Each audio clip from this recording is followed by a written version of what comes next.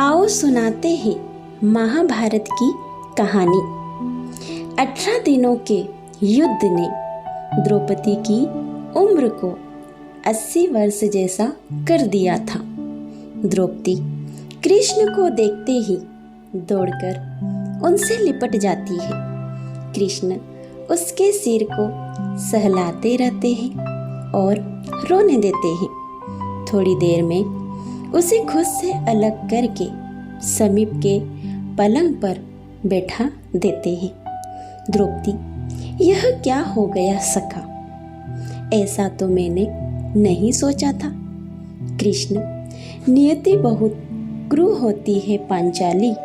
वह हमारे सोचने के अनुरूप नहीं चलती। वह हमारे कर्मों को परिणामों में बदल देती है।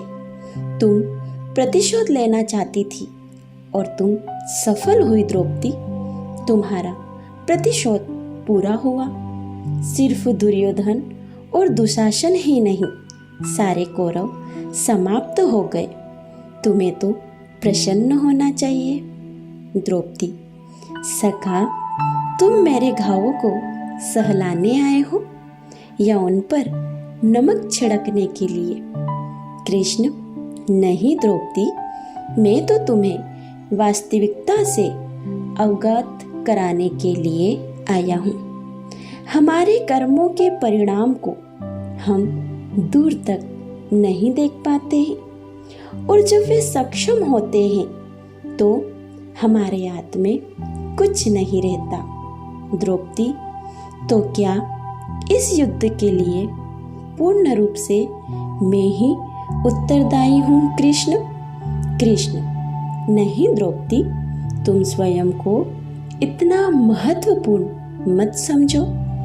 लेकिन तुम अपने कर्मों में थोड़ी सी दूरदर्शिता रखती तो स्वयं इतना कष्ट कभी नहीं पाती। द्रौपदी, मैं क्या कर सकती थी कृष्ण? तुम बहुत कुछ कर सकती थी कृष्ण। जब तुम्हारा स्वयंवर हुआ तब तुम कर्ण को अपमानित नहीं करती और उसे प्रतियोगिता में भाग लेने का एक अवसर देती तो शायद परिणाम कुछ और होते। इसके बाद जब कुंती ने तुम्हें 5 पतियों की पत्नी बनने का आदेश दिया तब तुम उसे स्वीकार नहीं करती तो भी परिणाम कुछ और होते। और उसके बाद तुमने अपने महल में दुर्योधन को अपमानित किया कि अंधों के पुत्र अंधे होते हैं। वह नहीं कहती तो तुम्हारा चिरहरण नहीं होता। तब भी शायद परिस्थितियां कुछ और होती है। हमारे शब्द भी हमारे कर्म होते हैं द्रौपदी, और हमें अपने हर शब्द को बोलने से पहले तोलना बहुत जरूरी होता है।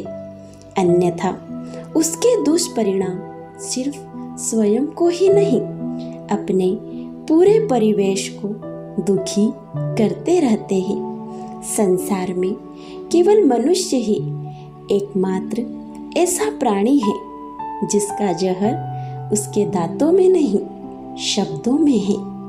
इसलिए शब्दों का प्रयोग सोच समझ कर करें। ऐसा शब्द का प्रयोग कीजिए जिससे किसी की भावना को ठेस ना पहुँचे।